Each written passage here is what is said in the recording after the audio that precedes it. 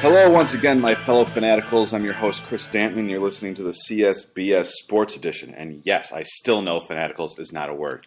Today is a special broadcast. We're doing an NFL preview edition, and it's special for another reason, because I have a guest host. It's my friend Dan Pinella, and he's here for three reasons. One, he is a resident of Wisconsin and lived in Illinois, which makes him uniquely qualified to analyze the Bears and the Packers.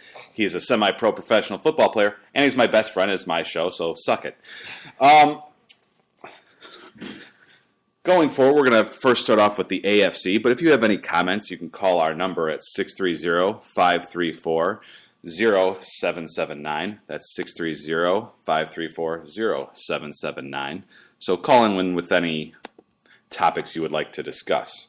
But beginning in the AFC, we're going to start off with the AFC West. And, well, personally, I think this is one of the weakest divisions in football. You've got the Chargers and the Raiders, who are almost certainly going to do nothing. But I think the Broncos are going to be the runaway favorite. What about you, Dan?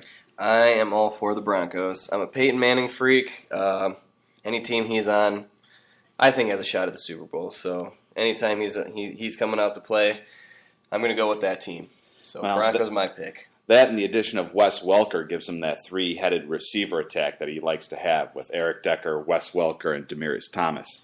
And they drafted Monte Ball in the first round out of Georgia. What impact do you think he'll have in Peyton Manning's offense? Well, he's quick, which is never a bad thing in the NFL. And again, it's just another weapon. I mean, he utilizes anything and everything that puts in front of him, and why not, you know? Now, the Chiefs are an interesting team. They've got a new quarterback in Alex Smith, which is definitely an upgrade over Matt Castle. And they got a new coach in Andy Reid, who is an upgrade over pretty much anybody in the NFL. How do you see them finishing this year? Well, again, I'm not a preseason expert, but Kansas City, they could do it too. I mean, I don't know if I would give them a wild card pick per se, but second in the division, definitely. Moving on to the AFC North, this is an interesting division because you've got the traditional powerhouses like the Ravens and Steelers. You've got the Browns that have been making a lot of moves in the past year or so. And then you've got the Bengals who are coming off back-to-back playoff years. What do you have winning this division? Well, this one was tough. I mean, everyone knows Baltimore lost a lot of players. I'm going to go with Pittsburgh for the simple fact that they're always tough. And Big Ben is a very reliable player, and he tends to leads that team when you think they're down. He somehow pulls out a win, and I just think they're going to do it. It's hard to go against a two-time Super Bowl winner and a two-time Super Bowl winning coach. Absolutely. But I'm going with the Bengals on this one. I think that defense is young and hungry. I think Marvin Lewis has finally got a lot of the troublesome players out of there, and Andy Dalton continues to improve. And they had a good draft with some nice young weapons in that Tyler Eifert from Notre Dame and Giovanni Bernard. So I think they're going to take the division. And I think the Ravens and Steelers are going to miss the playoffs entirely. And unfortunately for the Browns, they're just going to be another cellar-dweller year for them. Agreed. Moving to the AFC East. This is an interesting division because, well, there's the constant overhype of the Jets, but we all know they're going to end up in the cellar. Whenever you have a quarterback battle between Geno Smith and Mark Sanchez, there is not a bright future ahead of you. But there are some interesting things happening in Buffalo and Miami. Do you think they have what it takes to unseat New England this year? I personally, I don't know much about the Dolphins and their movers and the shakers, but I pay attention to their trends, and they just seem to keep getting better. And as far as Patriots losing a lot of their weapons and Gronk, personally, I don't think he should play this season, and if he does, not until the very tail end. So there's a good chance they could squeak by, but I do have the Dolphins actually hitting it in the wild card. So I still think the Patriots will squeak by and get that division again. Tannehill's going into his second year. Are you worried about a sophomore slump, or do you think the emergence of Brian Hartline and the addition of Mike Wallace will kind of help deter that? Yeah, I think the sophomore slump is not going to apply in most cases. It's the NFL. I mean, you could say what you want about sophomore slumps and all that jazz, but they're professionals. If they got a team behind them and they do their job, he's gonna do fine. Curious, what do you think will affect Tom Brady more, the aging defense or the loss of Wes Welker? My curiosity is killing me just like a cat would be killed by the curiosity, yeah. Yeah, well, personally, the loss of Wes Welker. Brady likes to have his go-to guys. When he's down his tight ends, which are obviously his favorites, and he's going to miss one of his best clutch receivers all around. He's going to get hit more. He's going to have to stall for time more, and that's not Tom Brady's strong suit. If his line still holds up and still gives him, 17 minutes to throw the ball, yes, he will find a receiver. But the team's getting old. The offense is going to be on the field a lot, and I think Tom Brady's going to have some troubles if he doesn't find a go-to guy right away. Yeah, we mentioned Gronkowski coming off of 5 surgeries. Not even sure if he's going to be ready for the season. I'm with you. If there's even a doubt, you got to sit him because this is not the toughest division in football. And if he's hurt at all, then they should probably sit him for a playoff run. Serrano doing some interesting limbering up exercises and right. What a pansy. Yeah, he's a young player. I would argue he's the greatest tight end in the NFL right now. He's just a sheer dominant force, and if he's that valuable and your team is still good. I mean, I hate Brady, but I will never deny his ability on the field. But with Gronk being so valuable to the team and the team still being able to get by without him, I think it's a dumb move to put Gronk in if you don't need him right away, for sure. Well, I'm going to disagree on one point. I do think the Dolphins can squeak by the Patriots this year. The Patriots brought in 11 new receivers to camp. The only receiver Tom Brady's got from last year that he threw passes to is Julian Edelman, and he'll be lucky if he makes the 4th receiver spot. They've done not much to improve on defense other than re-sign Aqib Talib, and that division is not a defensive stalwart. When the best defensive team is probably going to be the Buffalo Bills, that opens up the doors for guys like Tannehill and E.J. Manuel. And the Bills could be a very interesting team, too. They've obviously got talent on the defensive end with a Kyle Williams, a defensive tackle, former first-round pick Marcel Darius, and the big free agent Mario Williams. And then they've got this rookie who, unfortunately, is going to be out for the rest of the preseason, E.J. Manuel, and then the enigmatic receiver Stevie Johnson. Where do you see them finishing in the division? Well, again, obviously, with the way I have it picked right now, I have them 3rd, but you do touch on a lot of good points. Again, this is not my strong suit. This division is not my strong suit. You're a Dolphins fan. You know more about these guys than I do, but like I said, I'm just paying attention to the trends and the way I feel it, just in my gut. I do agree the Dolphins are tough. I would even partially agree with you that they could beat the Patriots, but I cannot bet against Brady yet.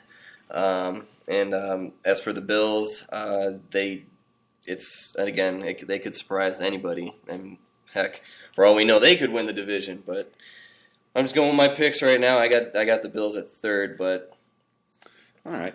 Now moving to the AFC South. This has traditionally been the Colts division, but in recent years the Texans have had a stranglehold on it. And then you've got the Titans and the Jaguars in perpetual rebuilding mode. How do you see this one playing out? I'm going to go with the Texans. Yes, they are still a dominant force and big-time Super Bowl contender, obviously. Again, the Colts, they're tough. Andrew Luck he's incredible. I love watching him play. He makes the weirdest plays work. He's run into the side. He gets rid of the ball at the last. I mean, he does it all. It's hard to say the Colts would win the division, but they're a safe bet. I actually have them as my other wild card for the AFC.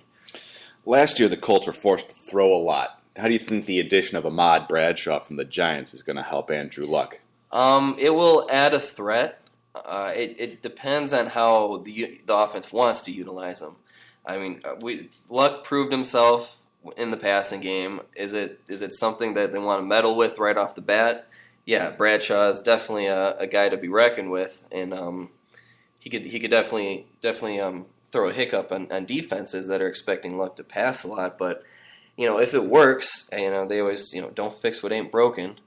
But you also got a young quarterback that you don't want to throw into trouble too much. You don't want him to get hurt. You don't want him to throw his arm. I mean, you got to give him a break once in a while. So I think a running back will be utilized at least for a little bit. I mean, they got to prove that they can run before they make it a main part of the offense.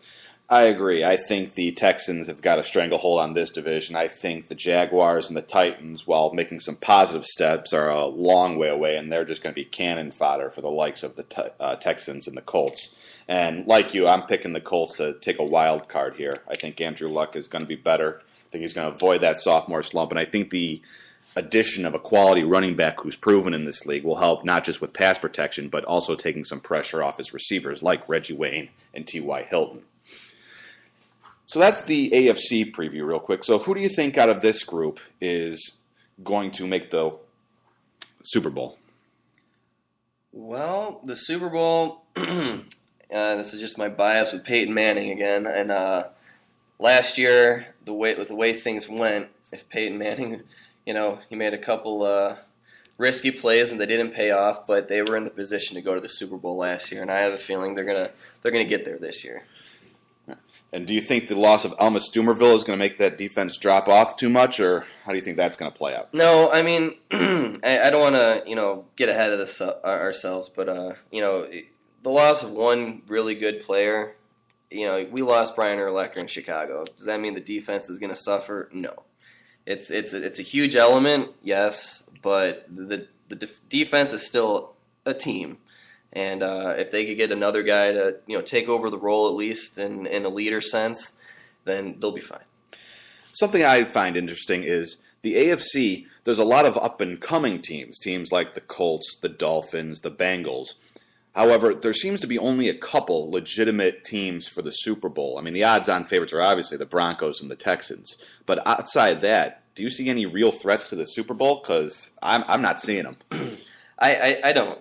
But this is, we're playing a numbers game here. We're playing, people that have experience over newcomers. Some of these newcomers could turn out to be, 2,000-yard rushing running backs. They could be, 110 tackles on the deep. I mean, you never know. It's any given Sunday. It's football. That's why we all love it so much, because anything can happen.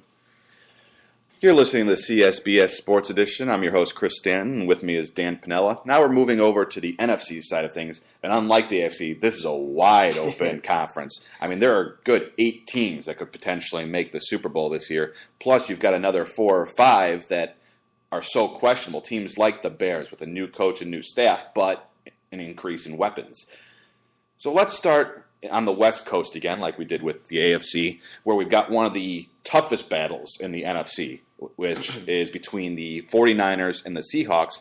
In addition to that, you've got the Rams, who pushed the 49ers to the limit last year, tying them in one game, beating them in another. And then you've got the Cardinals, who finally have a legitimate quarterback in Carson Palmer. This is going to be a wide-open division, I think. Who do you have winning it? Well, I'm gonna go Seahawks on this one. This one was a tough one for me.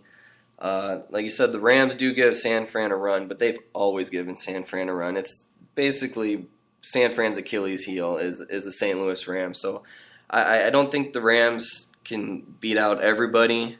I think they could play San Fran tough. They could play everybody tough, but I still think San Fran will get the better of them. And as far as San Fran winning the division, I have a feeling Kaepernick will suffer from a sophomore slump, not to the degree where a lot of people might think he is.